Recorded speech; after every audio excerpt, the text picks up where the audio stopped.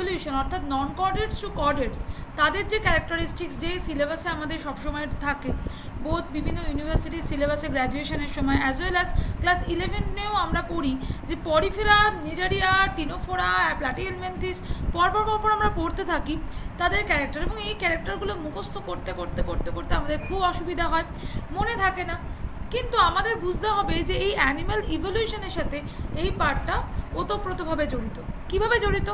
আমরা যদি প্রথম থেকে অ্যানিম্যালগুলো দেখি, তাদের ক্যারেক্টারিস্টিক্স যদি আমরা এইভাবে পড়তে থাকি, তাহলে দেখবে আমাদের মুখস্থ করতে বিশেষ অসুবিধা হচ্ছে না। তার কারণটা কি? কারণটা বুঝতে হবে জুওলজি বা বায়োলজিতে, বায়োলজি মানে তো অ্যানিম্যালস, তো অ্যানিম্যালসদেরকে বুঝতে গেলে আগে কিভাবে অ্যানিম্যালস তৈরি হয়েছে, কোথা থেকে কত পর্যন্ত কিভাবে স্টেপ বাই স্টেপ তৈরি হয়েছে সেটা আমাকে জানতে হবে। এবং আর একটা খুব ইম্পর্টেন্ট কথা, যখন দেখবে কোনো একটা অ্যানিমেলে কোনো ক্যারেক্টারিস্টিক্স ডেভেলপ করলো, তারপরে ইভলিউশনে তারপরে যে অ্যানিমেল হলো তার কিন্তু ওর থেকে আরও অ্যাডাপটিভ ইমিউনিটি হবে, মানে অ্যাডভান্সড ক্যারেক্টারিস্টিক্স দেখা যাবে। সেটা কিন্তু এরকম হবে না যে তার থেকে লোয়ার ক্যারেক্টারিস্টিক্স, মানে কারোর যদি ব্রেন ডেভেলপমেন্ট হয় তাহলে তার থেকে বেশি ডেভেলপমেন্ট হবে তার নেক্সট জেনারেশন, মানে নেক্সট ইভলিউশনে তার থেকে বেশি ডেভেলপমেন্ট হবে তার পরের। এই করতে করতে তার মানে আমরা যদি ক্যারেক্টারগুলোকে একটু পর করে মনে রাখি, তাহলে বুঝতে পারবো যে একটা ক্যারেক্টার থেকে আরেকটা ক্যারেক্টারে বা একটা স্পিসিস থেকে যখন আরেকটা অর্গানিজম ইভলভ করলো, তখন তাদের মধ্যে কীভাবে অ্যাডভান্স ক্যারেক্টারগুলো থাকলো। কিছু তো নিজস্ব ক্যারেক্টার আছে, তার সাথে কিছু অ্যাডভান্স ক্যারেক্টার থাকলো। প্রথম চলে আসি ফাইলাম আমরা নন কর্ডেটের মধ্যে পরপর যাবো, আমরা কিভাবে তাদের মধ্যে ইভলিউশন হয়েছে 6টা পট আমরা দেখে ফেলবো। সো ফার্স্ট দেখো পরিফেরা আমরা কাদের বলি? পোর্স। পরি মিন্স পোর্স অ্যান্ড ফেরা মানে টু বিয়ার। সো যাদের মধ্যে পোর্স বিয়ারিং যে অ্যানিম্যাল বা অর্গানিজম থাকে তাদেরকে আমরা পরিফেরা বলি। আফটার প্রোটিস্ট মনে করা হয় যে মাল্টিসেলুলারিটি এবং বডি কমপ্লেক্সিটির দিক থেকে প্রোটিস্টের পরে এসছে পরিফেরা। তো পরিফেরার মধ্যে কি থাকে? পোর্স থাকে। সো এখানে অস্ট্রিয়া থাকে, বিভিন্ন ছিদ্র, অস্কিউলাম একটা বড় ছিদ্র, অস্ট্রিয়া দিয়ে এরা ওয়াটার অ্যাবজর্ব করে বা খায় আর কি অস্কিউলাম থেকে, সেটা এক্সেস ওয়াটার বার করে দেয়। আর যেটা ইম্পর্টেন্ট ক্যারেক্টার, এদের তো খুবই সাধারণ অর্গানিজম। দেখো প্রথম একটা অর্গানিজম এলেই আমরা মনে করি যে সে থাকে কোথায়। আমরা জানি প্রাণ তৈরি হয়েছে জলে, সো পরিফেরা অবভিয়াসলি আমরা জলেই দেখতে পাবো, একদম প্রিমিটিভ, তাই তো। অ্যান্ড সেকেন্ডলি হচ্ছে দেখো এরা তো বিভিন্ন প্রিমিটিভ অর্গানিজম, তো এদের বডিতে দুটো লেয়ার থাকে, একটোডার্ম আর এন্ডোডার্ম। মাঝখানে মেসোডার্ম বলে কোনো লেয়ার নেই, মানে তাদের বডির একটা বাইরের চামড়া একটোডার্ম, ভিতরের অর্গান যেটা গার্ড, বা যে ওদের তো আর আমাদের মতো ডেভেলপ গার্ড থাকে না, ওদের ওয়াটার ক্যানাল সিস্টেম থাকে যার মাধ্যমে ওরা ওয়াটার গ্রহণ করা ছাড়া এই সমস্ত ঘটনাটা ঘটায়। সো এদের বডি লেয়ারে কিন্তু দুটো লেয়ার থাকে, দ্যাট ইজ একটোডার্ম, একদম বাইরের লেয়ারটাকে আমরা বলছি একটোডার্ম, আর ভিতরে হচ্ছে মেসোডার্ম। তাহলে একটোডার্ম আর এন্ডোডার্ম, একটোডার্ম অ্যান্ড এন্ডোডার্ম। কিন্তু দেখো মাঝখানে তো কোনো লেয়ার থাকে না, কিন্তু একটা জেলি লাইক স্ট্রাকচার থাকে এখানে, যেটা একটু হালকা টাইপের জেলি লাইক স্ট্রাকচার, যাকে আমরা বলি মেসেনকাইম। এটা বুঝলাম। এবং আগের দিন তোমাদের একটা চামিচ দেখবে সিলোম পড়িয়েছিলাম। সিলোম মিন্স বডি ক্যাভিটি, সেটা কীভাবে তৈরি হয় সমস্ত কিছু আমার ছোট্ট একটা শর্ট ভিডিওতে রয়েছে, যার ডেসক্রিপশন লিঙ্কে আমি সেটা তোমাদেরকে দিয়ে দিচ্ছি। তো সেই সিলোম মানে কি? Body cavity. এবং আমরা পড়েছি সিলোম কাকে বলবো? যে দুটো মেসোডার্ম লেয়ারের মাঝের ক্যাভিটিটাকে আমরা সিলোম বলবো, অর্থাৎ একটা মেসোডার্ম যেটা একটোডার্মকে ঘিরে আছে, একটা মেসোডার্ম যেটা এন্ডোডার্মকে ঘিরে আছে, সেই রকম দুটো মেসোডার্মের মাঝের লেয়ারকে আমরা সিলোম বলবো। তাহলে পরিফেরার ক্ষেত্রে তো দুটো layer,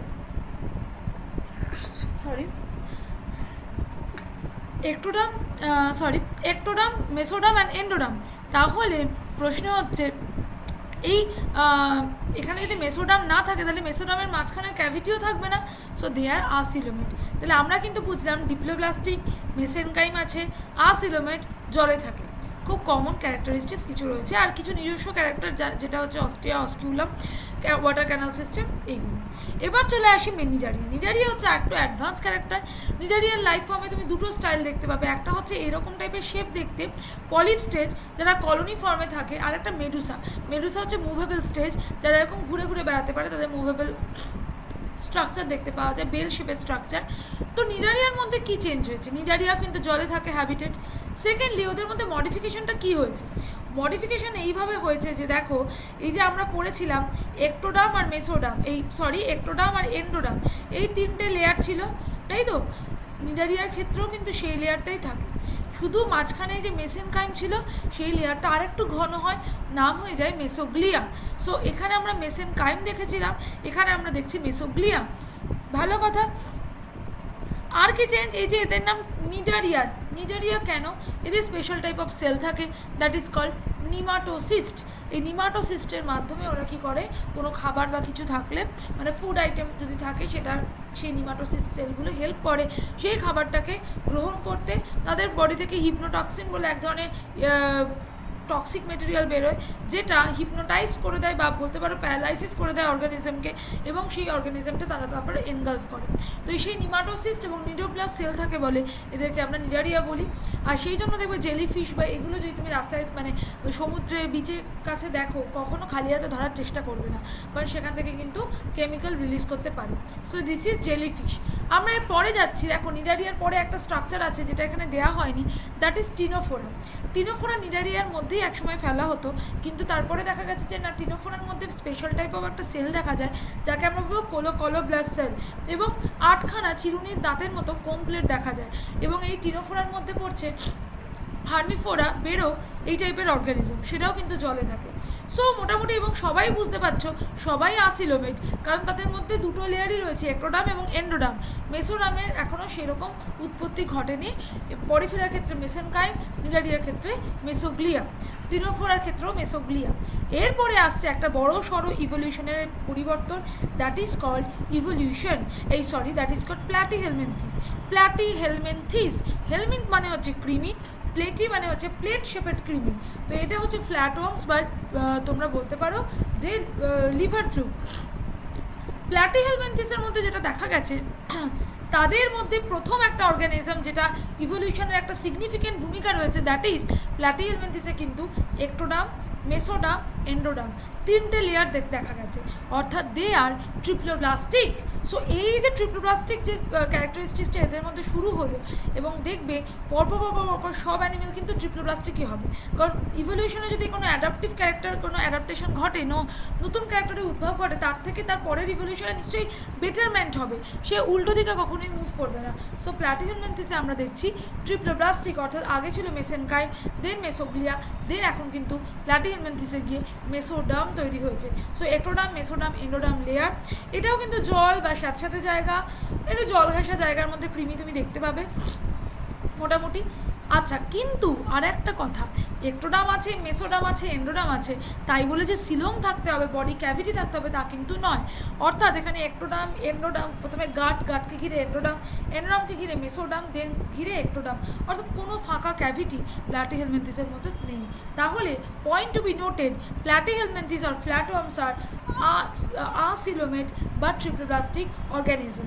This is a very important characteristic that are evolved in platyhelminthes, and it is especially evolutionary significant than others. Now next, that is nematoda.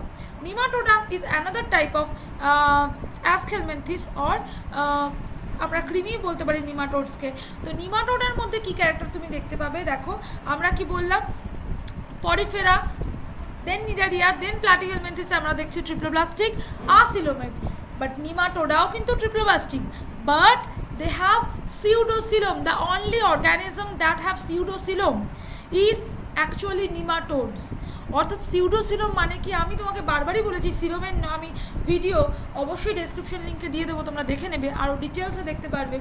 দেখো আমরা কিন্তু বারবারই বলেছি যে সিলোম বডি ক্যাভিটি, সেই body cavity must be the layer between the mesodam that covering the ectoderm and mesodam that covering the endoderm. বারবার আমি একটাই কথা বলছি, সিলোম আমরা সেই ক্যাভিটিটাকে বলবো, দুটো মেসোডামের মাঝের যে ক্যাভিটি, একটা মেসোডাম যেটা একটোডামকে ঘিরে আছে, একটা মেসোডাম যেটা এন্ডোডামকে ঘিরে আছে, তার মাঝের লেয়ারটাকেই আমরা কিন্তু সিলোম বলবো। অন্য কোনো বডি ক্যাভিটি থাকলে তাকে সিলোম বলবো না। নিমাটোডের ক্ষেত্রে আমরা দেখছি এন্ডোডাম, তারপরে একটা ক্যাভিটি, তারপরে মেসোডাম, তারপরে একটোডাম, অর্থাৎ এন্ডোডাম আর মেসোডামের মাঝখানে cavity. So there is no cavity between two mesodam. There is a cavity, obvious cavity, between endoderm and mesoderm. So it's not actual true coelom, coelom বলতে যেটা বুঝি সেটা নয়, but this is a cavity. So it's called as pseudocoelom, that is called ছদ্মসিলম, ছদ্ম গহ্বর, অর্থাৎ actual coelom নয়, but it's also a cavity. So it's looks like coelom but it's not a true Silam, so it's called pseudocoelom. তার মানে দেখো এখানেও কিন্তু একটা ইভলিউশনের সিগনিফিকেন্টলি একটা পরিবর্তন এসে গেছে, দ্যাট ইজ কল্ড কি, সেটা হচ্ছে ট্রিপ্লোব্লাস্টিক কিন্তু আসিলোমেট। এই সরি, এটা ছিল ট্রিপ্লোব্লাস্টিক আসিলোমেট, নিমাটোডা ট্রিপ্লোব্লাস্টিক বাট সিউডোসিলোমেট, বাদ বাকি কিন্তু সমস্ত কিছু এক।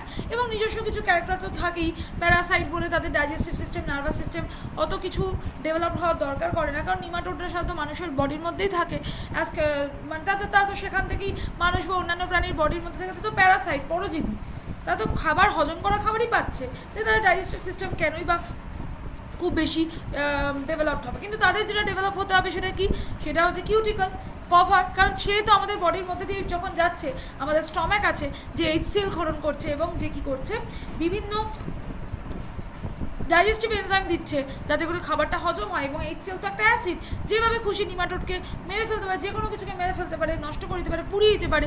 তো সেইটাকে ইভেন্ট করার জন্য তাদের কিউটিকলটা স্পেশাল টাইপ হয়, তাহলে সেটা হচ্ছে ওদের প্যারাসাইটিক অ্যাডাপ্টেশন।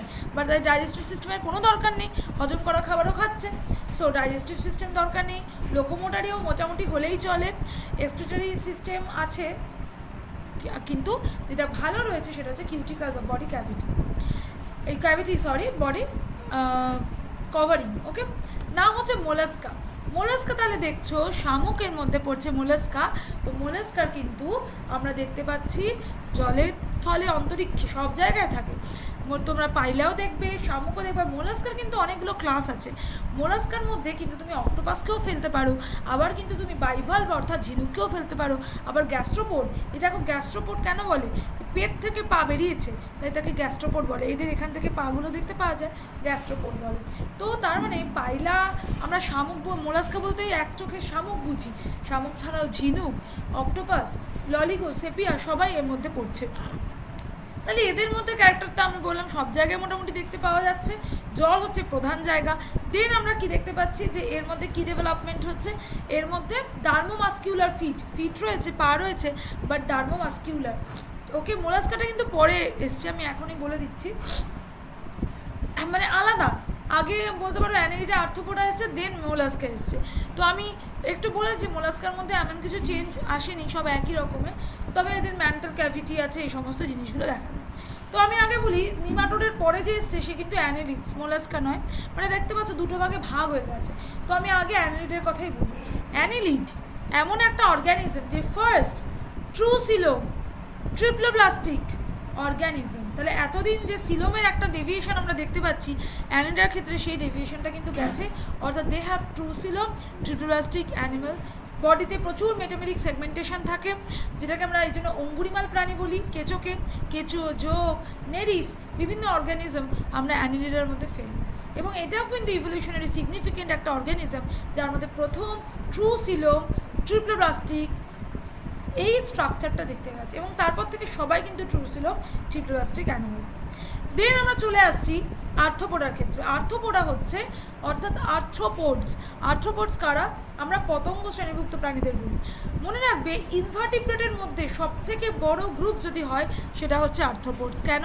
কারণ আর্থ্রোপোডস এমন একটা গ্রুপ যার মধ্যে সব কিছু পড়ে। তুমি কাঁকড়া পিছে সব কিছু যেমন ফেলছো, সেই রকম মশা, মাছি সব কিছু ফেলছো, আবার তুমি বিটলসকেও এর মধ্যে রাখছো। সো ইটস কল্ড আর্থ্রোপোডস, যেটা হচ্ছে ইনভার্টিব্রেটের মধ্যে সবথেকে বড় একটা গ্রুপ। সো আর্থ্রোপোডের মধ্যে আমরা সাধারণত আর্থ্রোপোডের মেন ক্যারেক্টার কি, body divisible into head, thorax and abdomen. Head, thorax, অ্যাবডোমেনে বিভক্ত, এবং এদের আরেকটা যেটা ইম্পর্ট্যান্ট ক্যারেক্টারিস্টিক্স সেটা হচ্ছে এদের যে পাটা থাকে না, লোকোমোটরি অর্গ্যান, তাদের মধ্যে এরকম তুমি একটা জয়েন্টের ভাব দেখতে পাবে, জয়েন্টেড অ্যাপেন্ডেজ দেখতে পাবে। এর আগে সব লোকোমোটরি অর্গানগুলো এরকম টাইপের স্ট্রাকচার, কোনো জয়েন্ট কিছু ছিল না, এখানে পুরো এরকমভাবে জয়েন্ট হয়ে আছে পাগুলো, সেটা তুমি কিন্তু বুঝতে পারবে, সেটা এদের মধ্যে তুমি দেখতে পাবে। ওকে, এটা হচ্ছে এদের কমন ক্যারেক্টার। কম্পাউন্ড আইস থাকবে। ওকে, দেন চলে আসি, সো দিস ইজ আর্থ্রোপোডস। আর্থ্রোপোডসের পরে আমরা মোলাস্কাকে বলতে পারি, যেটা বলছিলাম ডার্মোমাস্কিউলার ফিট। আর মোলাস্কার মধ্যে ম্যান্টাল ক্যাভিটি, অর্থাৎ যেটা দিয়ে আলটিমেটলি খোলসটা তৈরি হয়েছে, অ্যাজ ওয়েল অ্যাজ মোলাস্কার মধ্যে কি দেখতে পাচ্ছ তুমি, টর্শন দেখা যায়। টর্শন মানে ওরা তো দেখছো যে একটা খোলসে যখন তুমি ওকে টাচ করলে বা কিছু, খোলসের মধ্যে পেঁচিয়ে ঢুকে গেল। পেঁচিয়ে ঢুকছে মানে কি, ওদের যে সিস্টেমটা, নার্ভাস সিস্টেমটা 180 ডিগ্রি কিন্তু দেখতে পারি। হ্যাঁ, ওদের একটা এরকম কার্ভেচার স্ট্রাকচার দেখতে পাওয়া যায়, এটাকে আমরা বলি টর্শন। তো ভালো কথা, সব মোটামুটি পড়া হলো। এইবারে আসছি একাইনোডার্মস। তোমার মনে হতে পারে একাইনোডার্মস স্টারফিশ, তাদের কেমন একটা দেখতে, তাদের না ওই কাঁকড়াদের মতো, বিছেদের মতো বা আর্থ্রোপডদের মতো ওরকম সুগঠিতও দেখতে নয়। তাহলে স্টারফিশকে, একাইনোডার্মাটাকে কেন আমি লাস্টে রেখেছি, কেন আমি মোর ইভলভড রেখেছি, মানে নন কর্ডেটসের মধ্যে মোর ইভলভড হিসেবে কেন একাইনোডার্মাটাকে দেখাচ্ছি, এইটা খুব ইম্পর্টেন্ট পার্ট। সেটা হচ্ছে একাইনোডার্মের মধ্যে যে ক্যারেক্টারটা দেখা যায়, সেই ক্যারেক্টার বাদবাকি কারোর ক্ষেত্রে দেখা যায় না, এবং তারপর থেকে সমস্ত প্রাণীর ক্ষেত্রে একাইনোডার্মাটা সেই ক্যারেক্টারটাই দেখা যায়। That is called deuterostome in nature. Echinoderm, pentameric symmetry, true coelom, triploblastic সব ঠিক আছে, কিন্তু সবথেকে বেশি ইম্পর্টেন্ট ক্যারেক্টার হচ্ছে দে আর ডিউটেরোস্টোম। অর্থাৎ যখন, মনে রাখবে, যখন একটা স্পার্ম আর ওভাম মিলে যায় তখন জাইগোট ফর্ম করে। জাইগোটের উপরে একটা সেল থেকে দুটো সেল, দুটো থেকে চারটে সেল করতে করতে মরুলা ফর্ম করে। মরুলা থেকে এবার সেলগুলো তো জানে না যে আমরা কী তৈরি করব, তখন মরুলার মধ্যে একটা ছোট্ট ক্যাভিটি তৈরি, মানে একটা মানে ব্লাস্টোপোর, ছিদ্র তৈরি হয়, যেটাকে আমরা ব্লাস্টোপোর বলি। সেই ছিদ্রটা তৈরি হয় কি, ধরো একটা ঠাসা ঘর, দরজা বন্ধ, কেউ তো মুভ করতে পারছে না, এবার একটা ছোটো দরজা তৈরি হলো, কি দরজা থেকে বেরিয়ে ঢুকে কেউ মুভ করতে পারবে। কেন মুভ করতে পারবে, কারণ তারা এবার আলটিমেটলি সেলগুলো তখন জানে না যে তাদের ফিট কী, তারা আলটিমেটলি কী তৈরি করবে। এইবার সেলগুলো মুভমেন্ট করে কেউ এক্টোডাম তৈরি করছে, কেউ মেসোডাম, কেউ এন্ডোডাম তৈরি করছে। So it's call gastrulation. এবং সেই সময় এই যে ব্লাস্টোপোর, এই যে ছিদ্রটা তোমাকে বললাম, সেটা কিন্তু কারোর ক্ষেত্রে মাউথ পার্টস তৈরি করে, কারোর ক্ষেত্রে অ্যানাস্টো। পরে দেখা গেছে এই ব্লাস্টোপোরটা, এই ছিদ্রটা আস্তে আস্তে কী তৈরি করছে, পরে যত অ্যানিম্যাল ইভলভ করছে, বড় হচ্ছে, তখন দেখা গেছে যে এই ব্লাস্টোপোরটাই পরবর্তীকালে অ্যানাস তৈরি করেছে, বায়ুছিদ্র তৈরি করেছে একাইনোডার্মাটার ক্ষেত্রে। কিন্তু তার আগে এতগুলো বললাম পরিফেরা থেকে আপ টু মোলাস্কা, তাতে সবার কিন্তু এই ব্লাস্টোপোরটা তৈরি করেছে mouth parts. So they are all protostome and only echinoderms are deuterostome. তাহলে আমরা বলতে পারি প্রোটোস্টোম ওরা, একাইনোডার্মাটা হচ্ছে একমাত্র ডিউটেরোস্টোম ক্যারেক্টার দেখতে পাওয়া যায়। এবং মনে রাখতে হবে সেখান থেকেই হচ্ছে ইভলিউশনের জার্নি শুরু, কারণ সেই স্টারফিশ থেকে এরপরে যখন কর্ডেটস এলো, বা আমরা সবাই হচ্ছে ডিউটেরোস্টোম, আমাদের ব্লাস্টোপোর কিন্তু অ্যানাস সিস্টেমে পরিণত হয়েছে। এবং দেখো তারপর যারা আসবে কর্ডেটস বা ধরো হেমিকর্ডেটস বলো, এদের মধ্যে আমরা মেন যে ক্যারেক্টার তিনটে দেখতে পাই, লাইফে যে কোনো সময় তাদের ফ্যারিঞ্জিয়াল গিল স্লিট থাকতে হবে, গিল অর্থাৎ ফুলকা ছিদ্র থাকতে হবে, পোস্ট অ্যানাল টেল থাকতে হবে, যে কোনো সময় লাইফে। মানে তুমি ভাবো মানুষের কোথায় থাকে, মানুষ যখন এমব্রায়োনিক কন্ডিশনে থাকে তখন থাকে। তো নোটোকর্ড, নার্ভ কর্ড এইগুলো থাকতে হবে তবে, এবং ডিউটেরোস্টোম অর্থাৎ ট্রিপ্লোপ্লাস্টিক, ট্রুসিলোম তো থাকবেই, তার সাথে এই ক্যারেক্টারগুলো থাকলে তাকে আমরা কর্ডেট বলি। So this is the about whole animal evolution, এবং সেই জন্য এত সুন্দরভাবে আমাদের সিলেবাসে পর করে দেওয়া আছে। অর্থাৎ তোমরা দেখছো যে কি সুন্দর করে একটা অ্যানিমেলের থেকে আরেকটা অ্যানিমেলে কি ছোট্ট পরিবর্তন হয়ে আজকে আমাদের মানুষ পর্যন্ত এসে দাঁড়িয়েছে। আমরা দেখবো যে প্রথমে আসবে মাছ, কর্ডেটের মধ্যে হেমিকর্ডেট, তোমার সব কিছুর পরে ভার্টিব্রাটার মধ্যে আসবে মাছও জলে থাকে। যখন দেখবে জলের মধ্যে আর থাকা যাচ্ছে না, তখন তৈরি হচ্ছে অ্যামফিবিয়া, অর্থাৎ কেউ জলে থাকতে পারে, কেউ ডাঙায় থাকতে পারে, মানে একটা স্টেজ জলে, একটা স্টেজ ডাঙায়। তারপরে এলো রেপটিলিয়া, অর্থাৎ এই প্রথম ল্যান্ডটাকে ইউজ করা হলো, রেপটাইলস। এবং দেন পাখি আর মানুষ, মানে স্তন্যপায়ী ম্যামালস একসাথে ইভলভ করেছে। আমরা বলতে পারি না পাখি থেকে মানুষ বা মানুষ থেকে পাখি হয়েছে, তা কিন্তু নয়। রেপটাইলস দুটো ভাগে ভাগ হয়ে গেছে, একটা লিনিয়ে চলে গেছে পাখির দিকে, একটা চলে গেছে ম্যামালসের দিকে। So this is how our animals evolution occurs or happens. So আশা করি তোমরা একটা গ্ল্যান্স পুরো ব্যাপারটাকে বুঝতে পেরেছো। ভালো লাগলে অবশ্যই এভাবেই আমাদের পাশে থাকো, সাথে থাকো, এবং চটজলদি পড়াশোনা শিখতে গেলে আমাদের চ্যানেলের সাথে সাবস্ক্রাইব করো, এবং নোটিফিকেশান পাওয়ার জন্য অবশ্যই বেল আইকন প্রেস করতে থাকো। Thank you.